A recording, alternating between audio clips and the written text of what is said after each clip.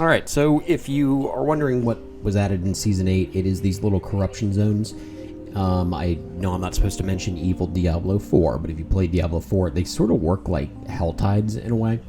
It just bumps the area that is called out to level 85, makes it sort of, I guess, decent for farming LOD content, a reason to go into those areas and actually farm them up a little bit. As you can see, it'll pop up in purple letters. These are things from the previous games and things like that I was in, but it just bumps the area to level 85. The only thing I wish, I'm not sure if they could do this, but I wish it would double the density or something like that, because I ran through the Arachnid lair pretty quickly here, and yeah, it's a neat little change. There's nothing wrong with it, and I believe what they said was it's not meant to replace standard farming, but like I'm gonna probably be running an orb sork this season, so if I'm killing LOD bosses and a corruption area pops up, I can pop into that area and get a nice little 85 area to farm.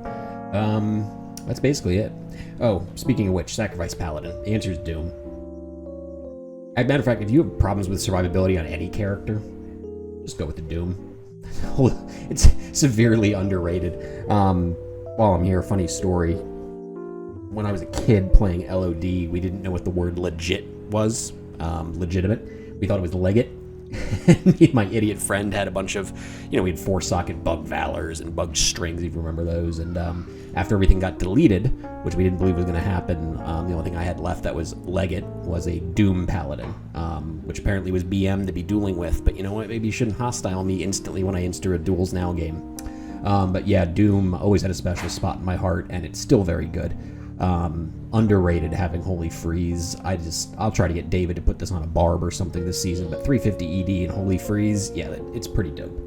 The other good option is Phoenix. I know you have your own Redemption Aura to flip over, which is better than the Redemption Aura on Phoenix, but having your Redemption Aura constantly up really helps with the damage you're doing to yourself from Sacrifice.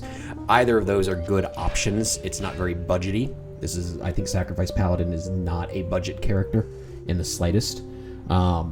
But those are the weapons I found that are working the best. So that's Corruption Zones, and I guess my recommendation for weapons on the Sacrifice Paladin. Silence, people recommended Silence. Silence does not work very well. And the weird part is the Odysseans works really, really well on it without the Holy Sword. So, also Charge Paladin. Doom with the Charge Paladin is sick, and the Holy Sword will obviously work on Charge Paladin too. So, there you go.